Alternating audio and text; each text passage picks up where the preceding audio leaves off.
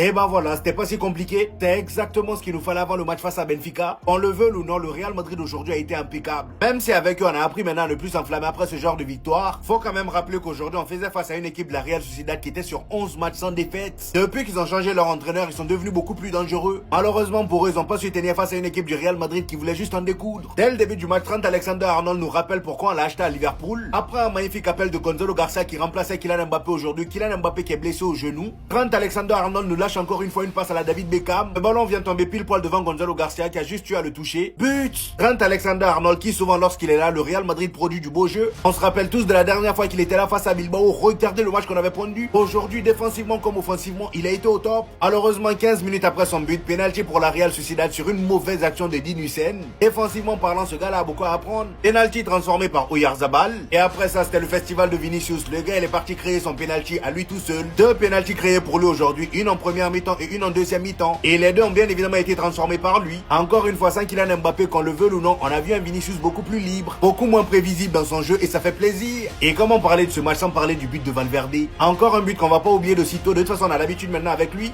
Car moi-même, Arbeloa était sous le choc. Le gros problème de ce Real Madrid là aujourd'hui reste défensif. Parce que malgré le bon match, si on défend de la même manière qu'on a défendu aujourd'hui face à Benfica, on va se faire tuer. Et c'est ça, moi, mon inquiétude. On était un peu trop passif. Face à une équipe comme Benfica qui va vite devant, on n'aura pas le temps de les regarder dans les yeux. Terminé, le Real Madrid s'impose.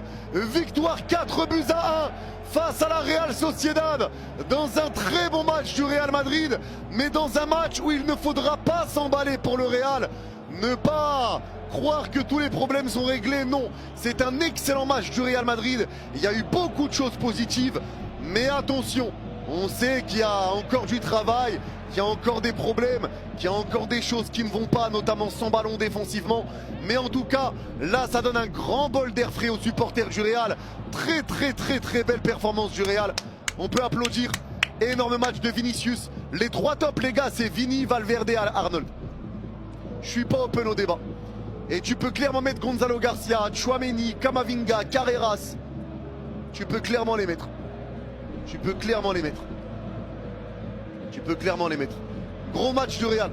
Bravo, je pense que là, ça va vous faire du bien. J'ai liké Yannis, au revoir, un grand merci à toi, James.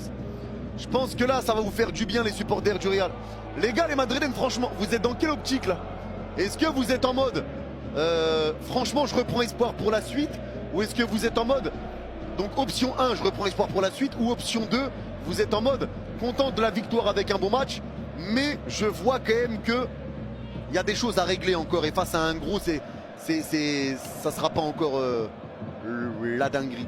Maintenant, je comprends mieux Klopp à Liverpool. Ce mec ne doit plus se blesser, c'est tout ce qu'on peut espérer. Titulaire pour la première fois depuis sa longue blessure qu'il a tant traîné. Non seulement décisif dès la 5e minute en offrant ce ballon à Gonzalo Garcia, littéralement injouable, le type va envoyer un centre enroulé en pleine surface. Et je peux vous dire que quand vous voyez la trajectoire du ballon, c'est d'ailleurs à ce moment précis que la Liga TV a dit, si j'étais un numéro 9, j'aurais rêvé matin, midi, soir de Trent Alexander-Arnold. Le voir par la suite au fil du match. Et on voit bien qu'Arbeloa lui a donné la même liberté que Klopp lui donnait à Liverpool, de lui permettre de se faufiler par certains moments au milieu de terrain, d'apporter ce surnombre en premier lieu, et en deuxième lieu, cette créativité qu'on espère tellement par nos milieux de terrain par certains moments.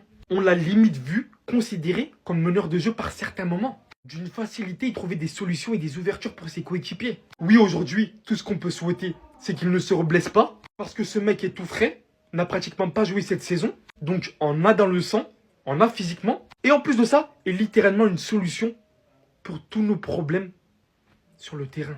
Et je parle même pas de quand Mbappé va être aligné, des ballons qui va lui faufiler. Je l'avais toujours dit, mais pour moi c'est une formalité. L'un des pieds qui se rapproche le plus de ceux de Toni Kroos jusqu'à présent dans le football, c'est bien celui-là. Vous savez c'est quoi qui m'énerve avec eux, avec le Real Madrid? C'est qu'on est toujours là à dire ouais ils ont que des pénaltys, mais c'est pas possible, toujours pénalty. Mais très souvent, il y a pénalty, Ce soir encore une fois, 2 pénaltys pour le Real Madrid, les 2 Vinicius il les a mis. Mais il y a penalty. La première faute sur le côté gauche, Vinicius, il vient provoquer le défenseur. Il y a faute, je suis désolé. Il vient taper la jambe de Vinicius, c'est penalty les gars. Et la deuxième faute, sur le même côté, je crois, le défenseur, il vient pousser Vinicius. Encore un autre penalty que Vinicius vient inscrire. Ça m'énerve. Je vous jure, ça m'énerve. Mais c'est aux autres équipes aussi d'être intelligents, d'être malins, d'arrêter de leur donner des penaltys. C'est à eux aussi de pas faire n'importe quoi. Parce qu'on les critique beaucoup, ils mettent que des pénaux. Mais à chaque fois qu'ils jouent contre une équipe, il y a un problème avec un penalty et il y a souvent penalty. Je dis pas qu'il y a tout le temps penalty, mais il y a souvent quand même. Moi, le seul truc qui m'énerve de temps en temps avec le Real Madrid, c'est quand vraiment ils vont aller chercher le penalty. Genre par exemple ils perdent ou ils font match nul, il y a 1-1 fin de match. Tu vois, ils vont trop forcer à vouloir un penalty, ça m'énerve. Mais par contre, là, aujourd'hui, on peut rien dire. Il y en a, vous allez encore critiquer les penalties, mais je suis désolé, les gars, il y a penalty. Donc on peut rien dire. C'est aux autres équipes d'être intelligents et d'arrêter de leur donner des penalties aussi. Parce que Mbappé, Vinicius, tu leur donnes des penalties, crois-moi qu'ils vont les mettre. Mbappé, il a un très bon ratio de penalty et Vinicius, il en a mis 2 ce soir. Vini les a aidés, oh là là. Le match de Vini, bam, bam, bam, bam, bam. Franchement, chapeau. Chapeau et respect. Chapeau et respect, il n'y a rien à dire. Il n'y a rien à dire. Il n'y a rien à dire. Sans Mbappé, c'est mieux. C'était sûr qu'il allait avoir ce genre de message. Sans Mbappé, c'est mieux. C'était sûr. C'était sûr. C'était sûr. Mais les gars, en vrai, ça veut tout et rien dire. Ça veut tout et rien dire. Moi, la seule chose que je peux dire avec l'absence d'Mbappé à chaque fois qu'il est absent, c'est que je vois un Vini plus à l'aise. C'est la seule chose que je vais dire. Et c'est mon avis. C'est mon avis. Pour moi, la seule chose que je peux dire quand Mbappé n'est pas là, c'est que Vini, je le sens plus à l'aise. C'est tout. C'est la seule chose que j'ai à dire. Mais de là à dire, ouais, ça joue bien quand Mbappé n'est pas là, non, c'est faux. C'est faux. T'as déjà fait des bons matchs avec Mbappé, ça veut rien dire. Ça veut rien dire. Oui, moi aussi, je le vois. Vini plus à l'aise sans Mbappé. Après, c'est logique. Je sais pas, enfin, c'est logique. En fait, il devrait trouver. Après, Vini, c'est un joueur qui aime avoir un vrai neuf autour de lui, tu vois. C'est un joueur qui aime avoir un vrai neuf autour de lui. Penalty. Penalty. Je ne suis en aucun cas là pour saluer la victoire du Real. Le Real méritait entièrement sa victoire. Ils ont écrasé Sociedad. C'est bon? Mais ma vraie question, c'est ce genre de plongeon dans la surface, on va vous les siffler combien de fois cette saison?